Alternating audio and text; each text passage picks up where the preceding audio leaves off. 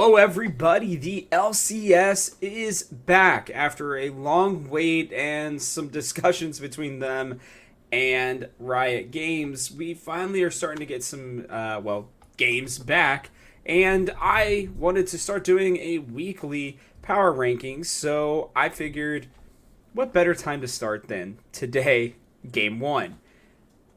What I'm going to do every week is I'm just going to quickly run through every single ranking that I have, give a quick explanation as to why. With week one, it's going to be mostly about what do I see on paper and where do I think these teams are ranked heading into the season. So without further ado, let's just jump into it. Starting at number 10, the last one, first one we'll go through is Dignitas. They have a couple pieces. Santorin, Jensen, and Tomo are interesting to me. I don't know that they mix all that well. I don't know that there's like a true major carry option, somebody who's going to just will them to wins. That being said, I worry most about Rich and Diamond, to be honest. Because while I understand that a lot of people didn't like Armit, I still think he's probably a better option than Rich. We'll have to see. Maybe I'll eat my words on that one, but I just don't see a lot going right for Dignitas, especially to start the season. Number 9, we've got Immortals. Listen, a lot of these bottom tier teams, they all have the potential to jump up, but only if they play really well and some of the other teams play poorly. Immortals are one of those teams because they're going to need Kenvi and they're going to need Tactical to do a lot of heavy lifting with this team in terms of damage and actually being true carries. I just don't know if Bolulu has it, unless if he's really, really worked on his champion pool. I'm a little bit concerned about that. They don't have Revenge, not that they were really using him correctly, and Solo is much more of a player who's going to try to support everybody else. The only reason that I don't have them 10th and that I think there is a world where this team gets a lot better is because of Treats. I think Treats is a very underestimated player. I think he's somebody who's going to really, if anybody's going to make Kenvi and Tactical better, it's going to be Treats. Not only because of the position that he plays, but because of his shot calling and his knowledge of the game. I truly see him being a great coach one day. But for now, while he still has the skills to play, this Immortal team is interesting to me, but they still are another one I'm worried about heading into week one. TSM are another team that I am very concerned about heading into week one. Maple leaving, who was the bulk of their team, who was arguably at least a top 4, maybe top 5 mid laner last split, is now gone and being replaced with a combination of Insanity and Ruby. I don't hate it, but I don't love that combination either. I do find Insanity in particular to be interesting just because I think he got the shaft last time that he was really playing in a significant way in the LCS with Immortals. They put basically nobody around him, and I think he was basically their star player, but was being held back. I don't know that TSM have that much better talent, but they certainly do. Wild Turtle, I think, really showed last split that he can play really well. I think Chime is also really good. My real worries come in the top lane with Boogie and with Hanser.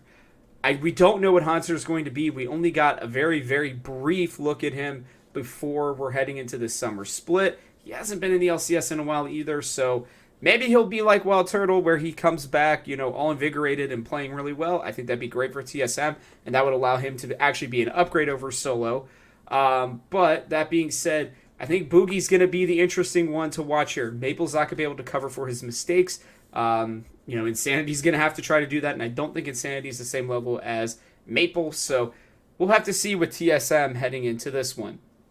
Continuing on here, we have Evil Geniuses, NRG, Team Liquid, and 100 Thieves. Looking at Evil Geniuses first, listen, JoJo is going to have to be the guy. They've got a lot of interesting pieces as well. Revenge and Armeo really could be something, I think that could surprise some people. If anybody's going to get the most out of Revenge in terms of a jungler being able to really help push another player forward, I believe Armeo may be able to do that. He's done it with a lot of Academy and Challenger teams. He's consistently winning championships down there. I don't think he's going to be a great jungler necessarily in terms of like being able to carry games or being able to get massive leads for himself. But I do think he'll be a glue player that can help get the rest of his team ahead. Then you start looking down in the bot lane. The combination of Ayla and of Unforgiven gives me pause, but could secretly be a dark horse bot lane that I'm really interested in. Unforgiven's talent level is there. We saw it down in Academy Challengers. This is a next logical step for him, but he was kicked from Mad Lions for a reason. So we'll have to see how he rebounds.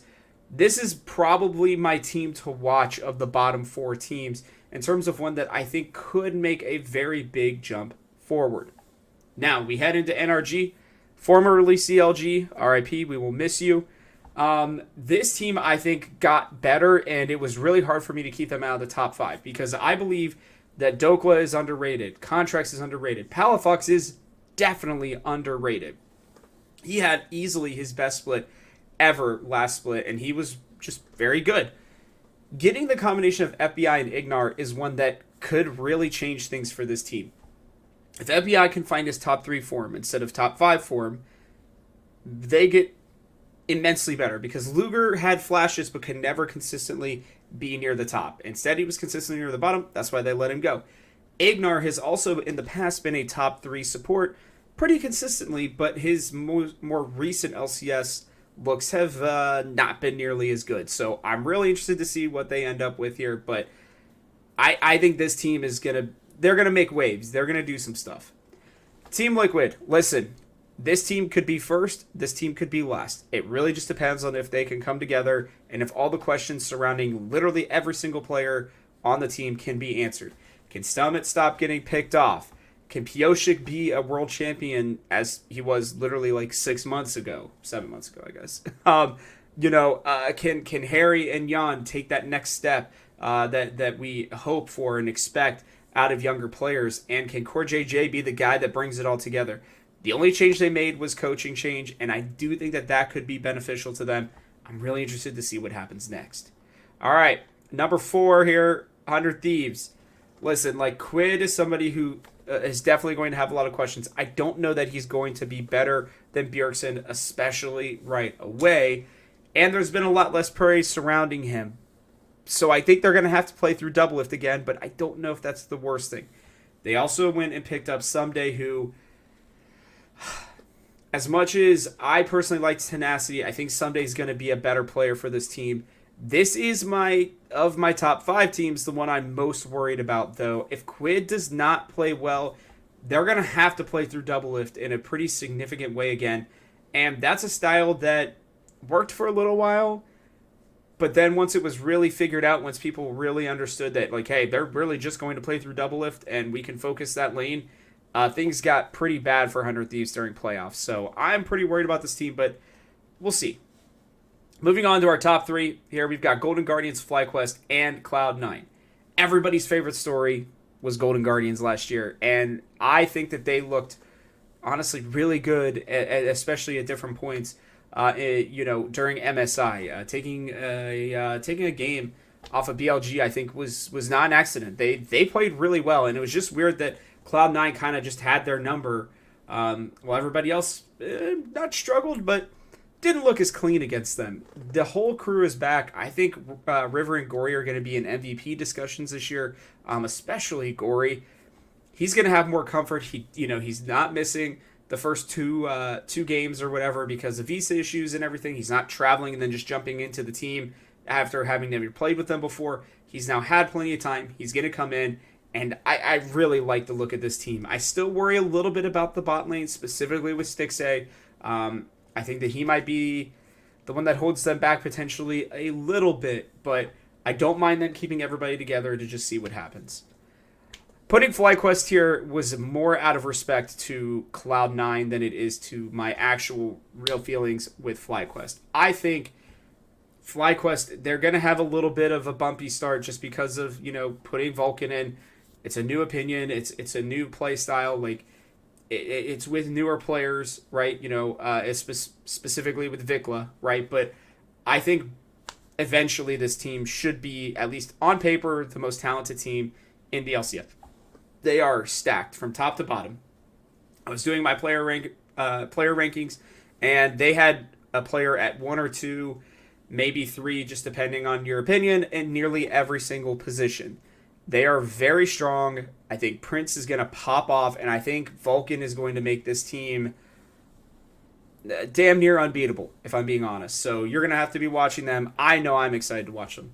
Last one, Cloud9. Listen, guys, Cloud9, they went deeper than anybody's gone in MSI in the last few years. That's for sure. I think Eminez is only going to get better now that he's the guy for sure. He doesn't have to worry about Diplex being there behind him. He doesn't have to wait half a split to come on in. Like, this team is very good, and we consistently underrate them, and that's why I'm keeping them here in first. I think FlyQuest may be a better team on paper, but like the way Cloud9 plays together, I think Berserker is unbelievable. I think Blabber had his best international event yet. I think they still got to figure out what's going on with Fudge because he's great domestically, struggles sometimes internationally. Maybe it's just the top lane talent pool, but regardless, this team is one of the best, and they're probably one of the best in LCS history. But they're going to definitely have some competition for that top spot, and I, for one, am looking forward to it. Let me know in the comments section below what you think of these power rankings. Tell me how bad they are or where you think I really missed, or maybe, give me a little bit of praise for if you agree with something that might be a little bit more of a hot take. But regardless, please like and subscribe to the Game House for a lot of great sports, esports, and gaming content. And with that, I'll catch you all on the next one.